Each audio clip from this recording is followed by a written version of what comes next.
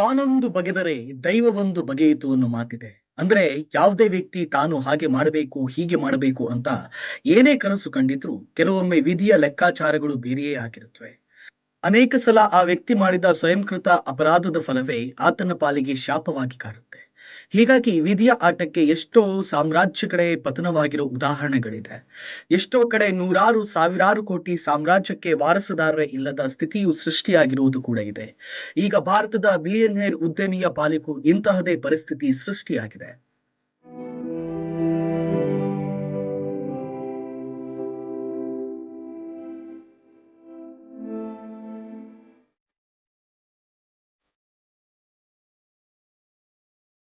Agarwal, Anil Agarwal Vedanta group of ಇಂಡಸ್ಟ್ರೀಸ್‌ನ ಮಾಲೀಕ ಹಾಗೂ billionaire ಉದ್ಯಮಿ.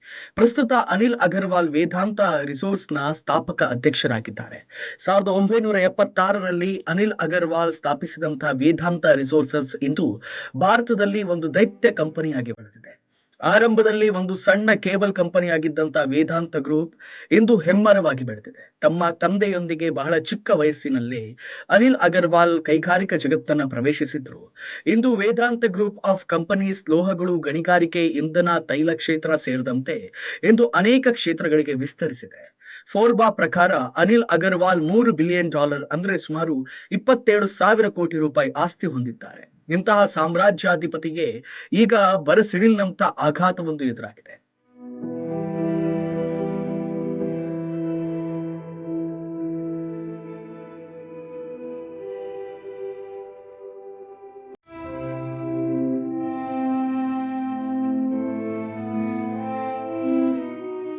ಎಷ್ಟು ಸಂಪತ್ತಿದ್ರೆ ಏನ್ ಬಂತು? 1,000 ಕೋಟಿ ಸಂಪತ್ತಿದ್ರು ಕೂಡ ಭರಿಸಲಾಗದ ಆಘಾತವಂತೂ ಉದ್ಯಮಿ ಅನಿಲ್ ಅಗರ್ವಾಲ್ಗೆ ಎದುರಾಗಿದೆ. ಅನಿಲ್ ಅಗರ್ವಾಲ್ ಪುತ್ರ 49 ವರ್ಷದ ಅಗ್ನಿವೇಶ್ ಅಗರ್ವಾಲ್ ಅಕಾಲಿಕ ಮರಣಕ್ಕೆ ತುತ್ತಾಗಿದ್ದಾರೆ. ಅಗ್ನಿವೇಶ್ ಅಗರ್ವಾಲ್ ಅಮೆರಿಕದಲ್ಲಿ ಸ್ಕೈಯಿಂಗ್ ಮಾಡೋ ವೇಳೆ ಅಪಘಾತಕ್ಕೀಡಾಗಿದ್ರು. ನ್ಯೂಯಾರ್ಕ್ನ ಮೌಂಟ್ ಸಿನಾಯ್ ಆಸ್ಪತ್ರೆಯಲ್ಲಿ ಚಿಕಿತ್ಸೆ ಪಡೆದಿದ್ದ ಅಗ್ನಿವೇಶ್ ಬೇಗನೆ ಚೇತರಿಸಿಕೊಳ್ತಾ ಇದ್ರು. ಹೀಗಾಗಿ ಅಗ್ನಿವೇಶ್ ಅಪಾಯದಿಂದ ಪಾರಾಗಿದ್ದಾರೆ ಅಂತಲೇ ಭಾವಿಸಲಾಗಿತ್ತು. ಆದರೆ ವಿಧಿಯಾಟವೇ ಬೇರೆಯಾಗಿತ್ತು. ಚೇತರಿಕೆಯ ಹಾದಿಯಲ್ಲಿದ್ದ ಅಗ್ನಿವೇಶ್ಗೆ ಹಠಾತ್ ಹೃದಯಾಘಾತ ಸಂಭವಿಸಿದ್ದು ಚಿಕಿತ್ಸೆ ಫಲಕಾರಿಯಾಗದೆ ಸಾವನ್ನಪ್ಪಿದ್ದಾರೆ. ಇದರಿಂದ ಉದ್ಯಮಿ ಅನಿಲ್ ಅಗರ್ವಾಲ್ ಪಾಲಿಗೆ ಸಿಡಿಲು ಬಡ್ದಂತಾಗಿದೆ.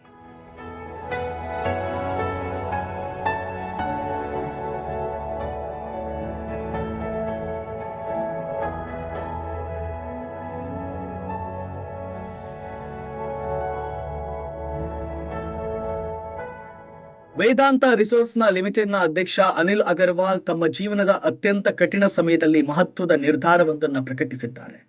ಅಮೆರಿಕದಲ್ಲಿ ತಮ್ಮ ಪುತ್ರ ಅಗ್ನಿವೇಶ್ ಅಗರ್ವಾಲ್ ಅಕಾಲಿಕ ಮರಣದ ನಂತರ ಅನಿಲ್ ಅಗರ್ವಾಲ್ ತಮ್ಮ ಒಟ್ಟು ಸಂಪತ್ತಿನ 75%ಕ್ಕಿಂತ ಹೆಚ್ಚಿನ ಪಾಲನ್ನ ಸಮಾಜಕ್ಕೆ ದಾನ ಮಾಡೋದಾಗಿ ಘೋಷಣೆ ಮಾಡಿದ್ದಾರೆ.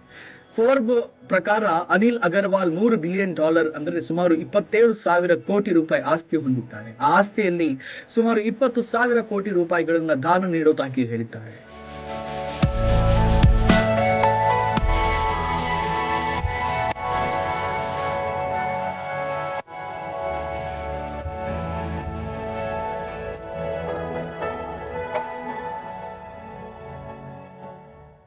ಈ ಬಗ್ಗೆ ಭಾವುಕರಾಗಿ ಎಕ್ಸ್ ಖಾತೆಯಲ್ಲಿ ಬರೆದುಕೊಂಡಿರೋ ಅನಿಲ್ ಅಗರ್ವಾಲ್, ಇದು ತನ್ನ ಜೀವನದ ಅತ್ಯಂತ ಕತ್ತಲ ದಿನ.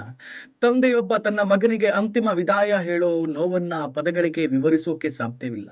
ತಂದೆಗಿಂತ ಮುಂಚೆ ಮಗ ಹೋಗಬಾರ್ದು, ಆದ್ರೆ ಆ ನಷ್ಟ ನಮಗೆ ದೊಡ್ಡ ಆಘಾತ ನೀಡಿದೆ ಅಂತ ತಮ್ಮ ನೋವನ್ನ ತೋಡ್ಕೊಂಡಿದ್ದಾರೆ.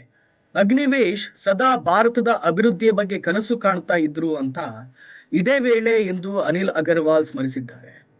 ಭಾರತ ಯಾವುದರಲ್ಲೂ ಕೂಡ ಹಿಂದೆ ಬೀಳಬಾರದು, ನಮ್ಮ ದೇಶ ಸ್ವಾವಲಂಬಿ ಆಗಬೇಕು ಅನ್ನೋದು ಅಗ್ನಿವೇಶ್ ನಂಬಿಕೆ ಆಗಿತ್ತು. ಯಾವುದೇ ಮಗು ಹಸಿವಿನಿಂದ ಮಲಗಬಾರದು, ಶಿಕ್ಷಣದಿಂದ ವಂಚಿತರಾಗಬಾರದು ಮತ್ತು ಪ್ರತಿಯೊಬ್ಬ ಮಹಿಳೆಯು ಸ್ವಾವಲಂಬಿಯಾಗಿ ಬದುಕಬೇಕು ಅನ್ನೋ ಕನಸು ನಮ್ಮಿಬ್ಬರದ್ದಾಗಿತ್ತು ಅನ್ನೋದನ್ನ ಅಗರ್ವಾಲ್ ಹೇಳ್ಕೊಂಡಿದ್ದಾರೆ.